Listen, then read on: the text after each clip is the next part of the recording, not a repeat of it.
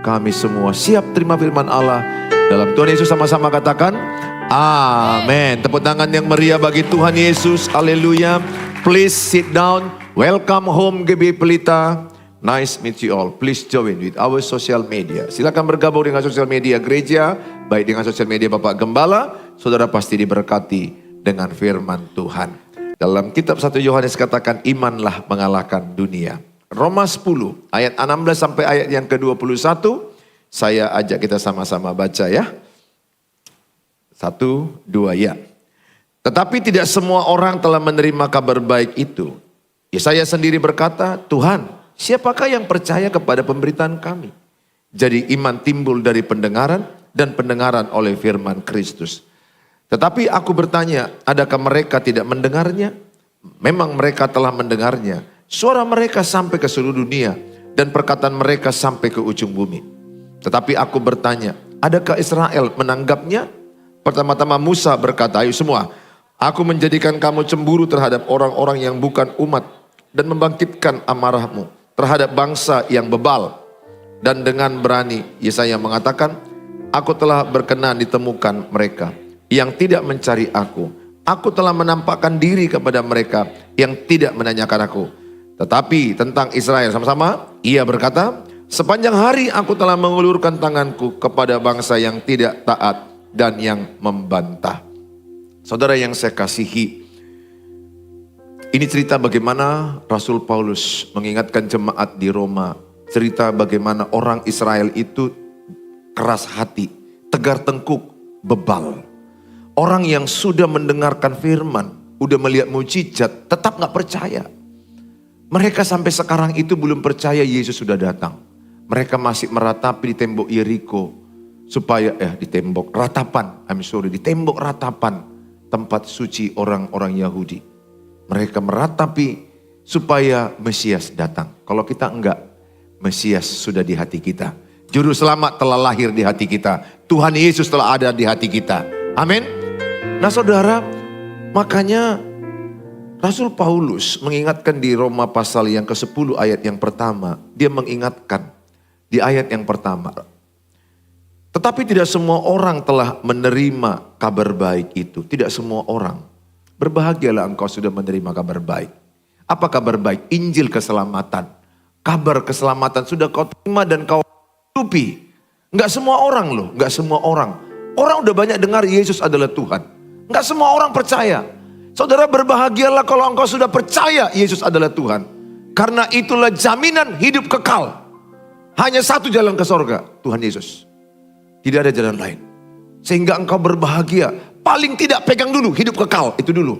Masalah belum dapat jodoh, belum dapat pekerjaan, belum dapat harta, belum dapat ini. Belakangan itu. Paling tidak pegang dulu satu peganganmu. Kalau aku meninggal, aku percaya. Aku masuk surga. Maka dikatakan, Yesaya sendiri berkata pada ayat yang pertama tadi. Kembali kepada ayat yang pertama. Supaya mereka diselamatkan. Saudara-saudara, keinginan hatiku dan doaku. Ini Rasul Paulus sampaikan kepada Tuhan ialah supaya mereka diselamatkan. Ini jugalah doaku tiap hari. Bahkan aku sering menangis. Supaya banyak orang diselamatkan. Kalau dibelah hatiku ini, bagaimana jiwa-jiwa diselamatkan. Tuhan tahu isi hatiku. Bukan bagaimana aku kaya. Bukan bagaimana gereja ini berkembang. Bagaimana setiap lutut bertelut mengaku Yesus adalah Tuhan.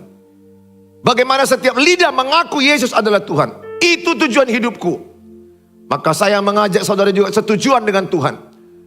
Lukas 19 ayat 10 dikatakan, Tuhan Yesus datang untuk mencari dan menyelamatkan yang terhilang.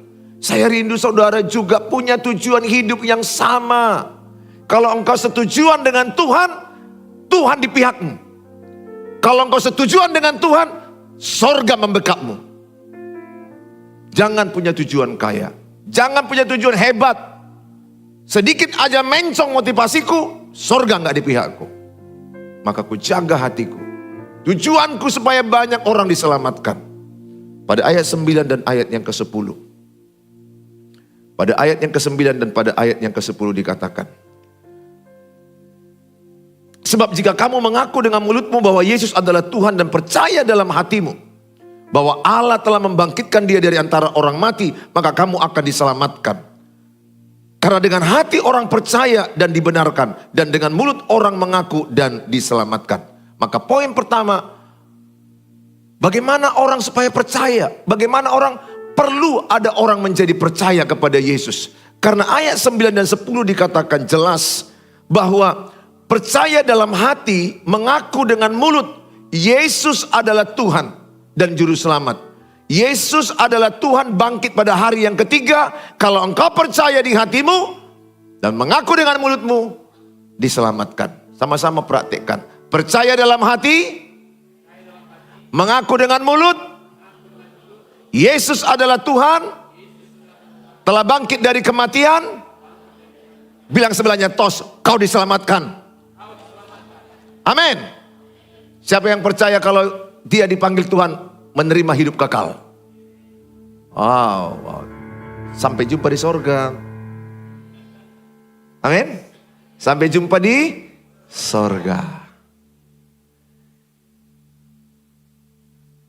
Sedih memang meninggal orang yang kita cintai. Sedih. Tapi kalau dia sudah percaya Yesus, dia memperoleh hidup yang kekal.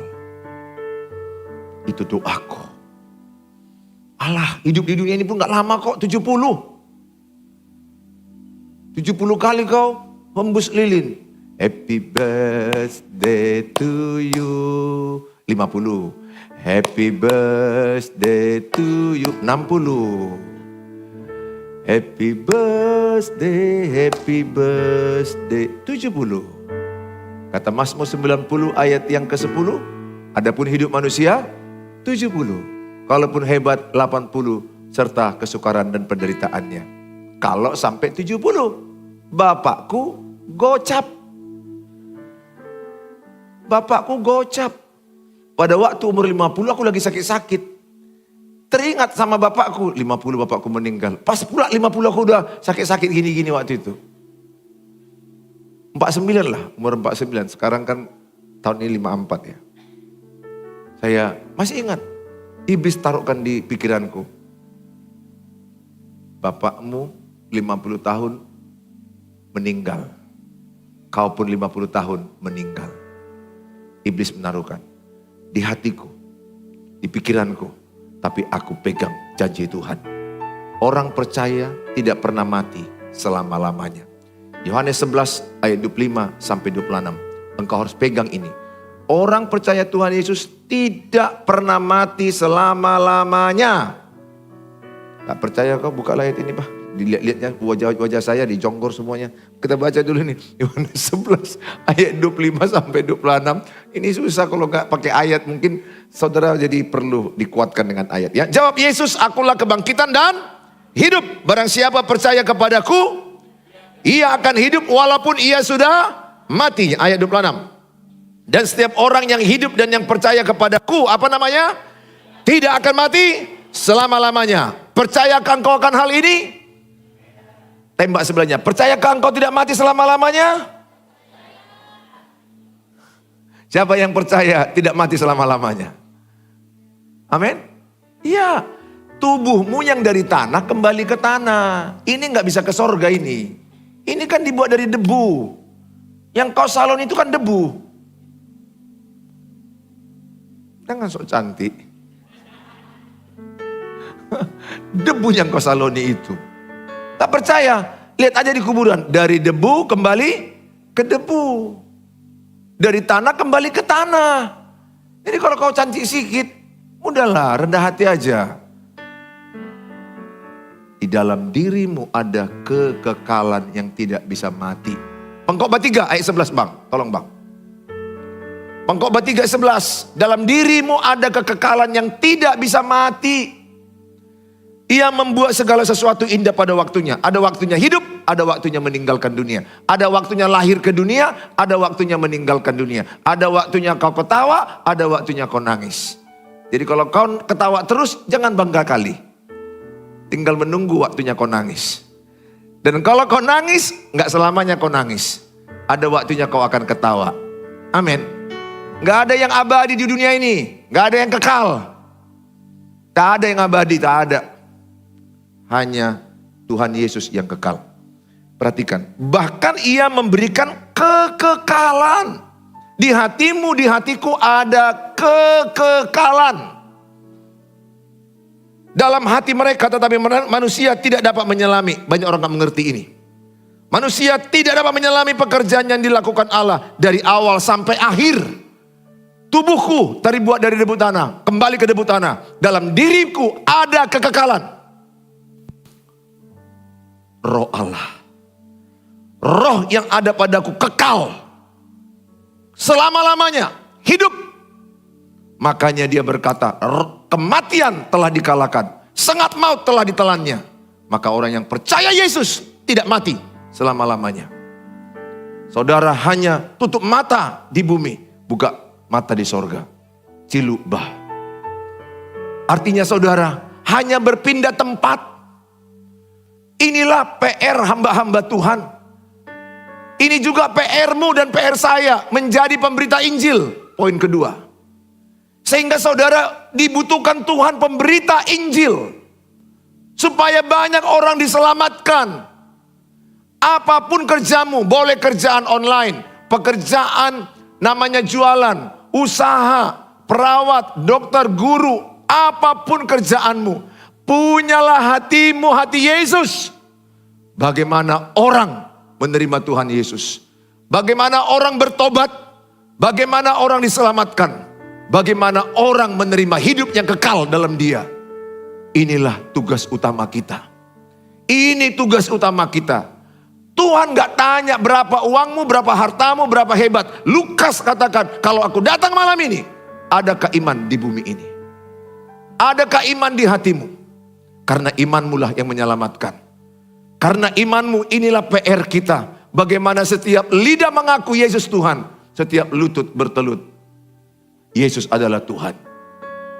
Ini kerinduan saya. Makanya ku tinggalkan kedokteranku. Bukan gak capek ngambil kedokteran itu. Bukan gak capek. Di tengah-tengah banyak pasienku.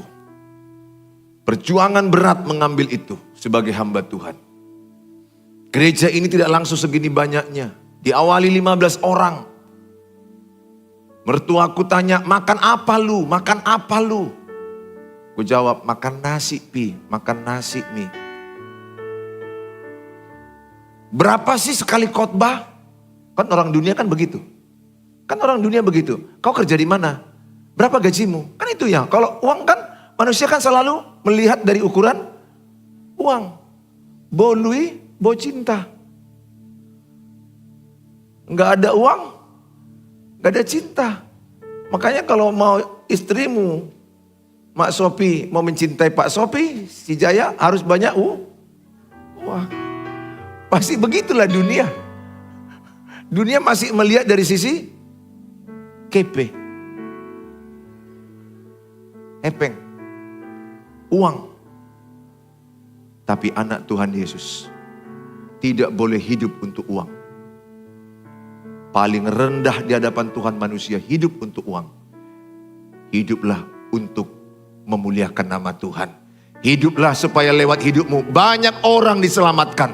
Banyak orang datang kepada Tuhan Yesus. Kita baca 2 Korintus 3 ayat yang ketiga. Saudara pemberita Injil, saya sangat merindukan setiap saudara pegang ayat ini. Karena telah ternyata bahwa kamu adalah surat Kristus yang ditulis oleh pelayanan kami. Ditulis bukan dengan tinta tetapi dengan roh dari Allah yang hidup. Bukan pada loh-loh batu, melainkan pada loh-loh daging. Yaitu di dalam hati manusia. Ayat ini jelas berkata adalah bahwa saya dan saudara adalah surat Kristus. Katakan saya surat Kristus. Belum semua. Sama-sama lebih mantap. Katakan saya surat Kristus. Yang terbuka dapat dibaca orang. Jadi hidupmu itu adalah suratan Kristus. Dapat dibaca orang. Kasarnya begini, sederhananya lah.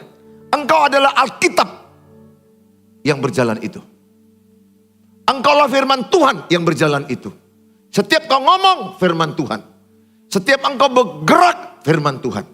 Setiap bekerja, hidup dalam pernikahan, hidup dalam berpacaranmu, hidup dalam kuliah, hidup di dalam rumah tanggamu, engkau adalah firman Tuhan itu sendiri.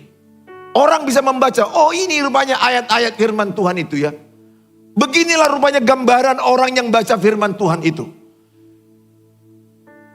Penting, membangun iman betul. Penting kita baca Alkitab. Roma 10 ayat 17. Roma 10 ayat 17 ini ayat hafalan.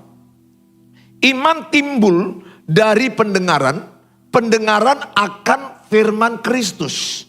Katakan sama-sama, pegang telingamu. Iman timbul dari pendengaran, pendengaran oleh firman Kristus. Sampai hafal ya, yang gak hafal gak boleh pulang. 1, 2 ya. Jadi iman timbul dari pendengaran oleh pendengaran firman Kristus. Pegang telinga sebelahnya. Sering-sering dengar firman Tuhan bilang. Sering-sering dengar firman Tuhan. Pegang lagi telinganya agak jewer. Jangan dengar gosip. Jangan dengar gosip. Mana lebih suka kau dengar? Gosip atau firman Tuhan?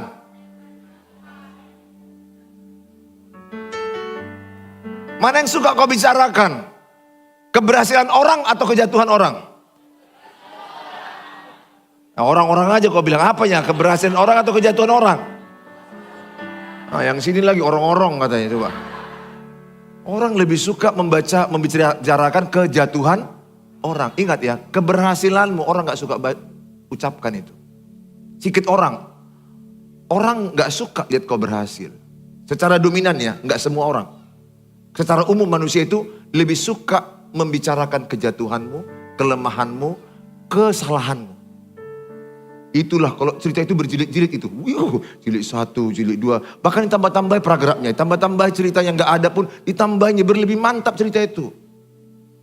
Saya berdoa, engkau dan saya asal bicara sesuai firman Tuhan. Paling tidak doaku samamu, setiap engkau tahu ayat-ayat keselamatan. Tahu ayat-ayat keselamatan. Karena banyak orang gak tahu kalau mati kemana. Engkau hafal Yohanes 10 ayat 28. Bahwa orang yang punya Yesus pasti selamat. Bukan semoga. Bukan mudah-mudahan. Bukan lihat nanti. Pasti coy. Bilang sebelahnya, pasti coy. Mana ayat tadi? Yohanes 10 ayat 24 bang. Supaya saudara semangat jadi pemberita Injil. Amin. Siapa yang mau dipakai Tuhan jadi pemberita Injil? Oh, kudoakan beberapa di antaramu jadi pendeta, jadi pendeta, jadi pendeta, jadi pendeta. Tapi kalaupun engkau tidak jadi pendeta, istri pendeta, istri pendeta, istri pendeta. Atau suami pendeta, suami pendeta, suami pendeta. Amin. Kalaupun nggak dapat istri pendeta, mertuanya pendeta, mertuanya pendeta. Amin. Oh, kayak mimpi kau tiba-tiba suamimu pendeta. Terjadilah. Kudoakan ya nanti ya.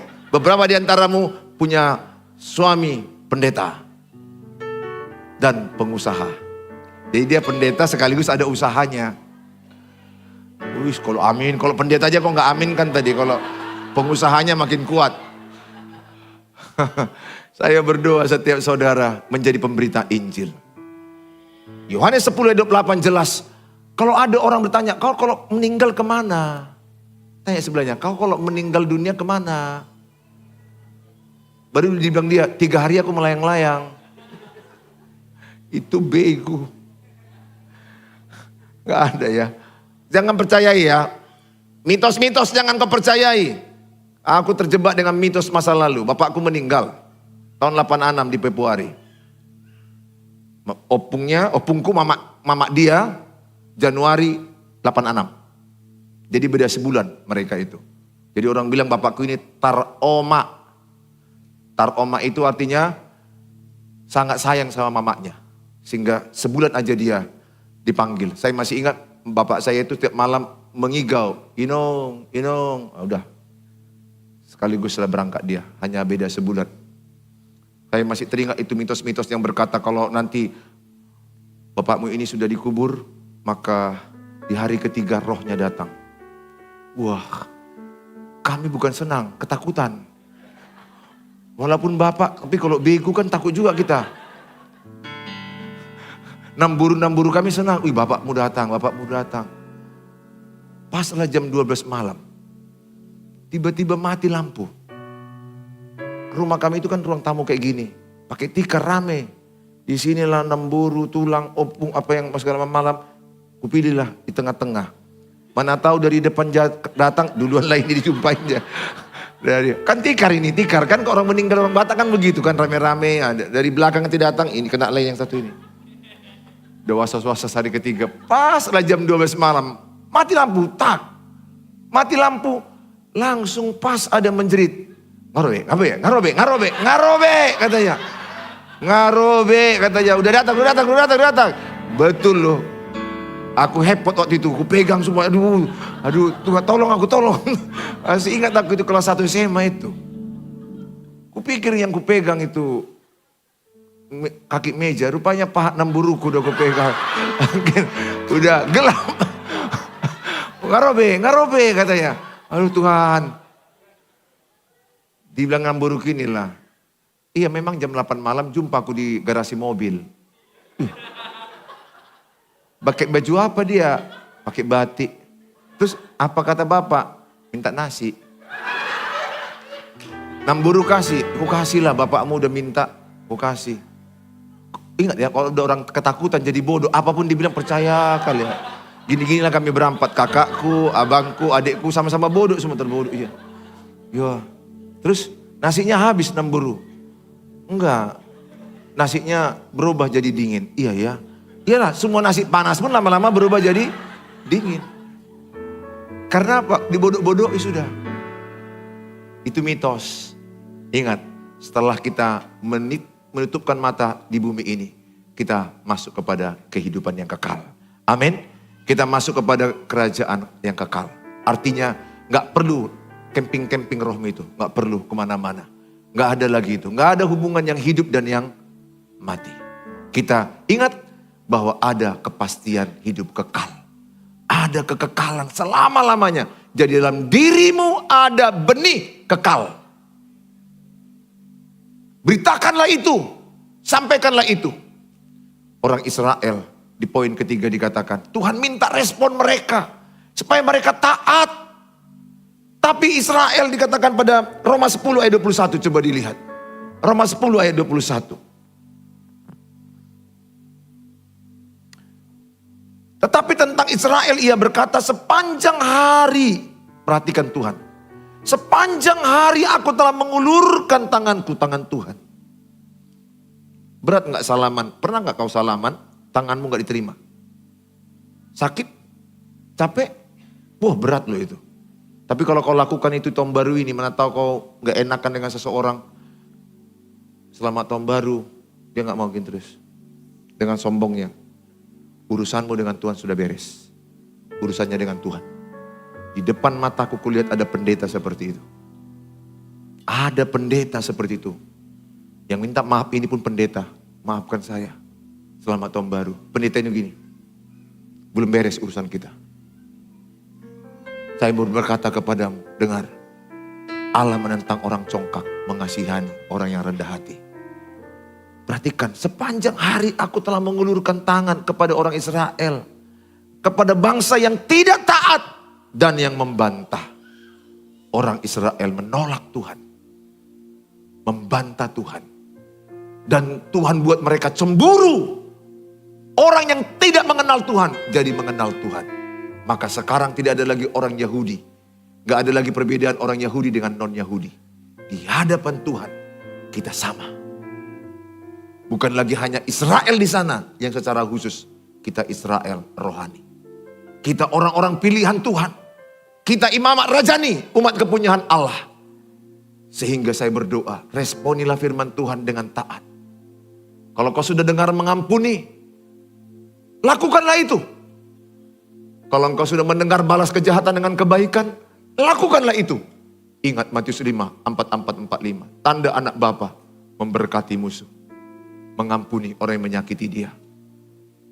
Kalau kau anak Tuhan Yesus, sesakit hati apa yang kau alami masa lalu atau sekarang, lepaskan pengampunan. Terimalah firman Tuhan pada hari ini. Dengan engkau mengampuni, engkau sudah menjadi cerminan Kristus. Dengan engkau berkata-kata dan cara bekerja yang baik, engkau sudah memuliakan nama Tuhan. Saya berdoa, responilah firman Tuhan. Jangan sampai banyak firman Tuhan kita dengar tapi tidak dilakukan. Ingat, yang berbahagia kata Matius, mereka yang mendengar dan mengerti dan melakukannya. Mereka akan berbuah 30 kali lipat, 60 kali lipat, 100 kali lipat. Roma 10 ayat 2. Ada orang yang giat beribadah tapi tidak mengenal Tuhan dengan mengerti benar. Jangan sampai kita orang-orang seperti ini. Sebab aku dapat memberikan kesaksian tentang mereka bahwa mereka sungguh-sungguh giat untuk Allah. Giat pelayanan. Tetapi tanpa pengertian yang benar. Saya sudah jumpai orang semangat pelayanan 7 kali dalam seminggu. Bahkan mungkin 8 kali dalam seminggu. Tapi dia tidak mengenal Allah dengan benar.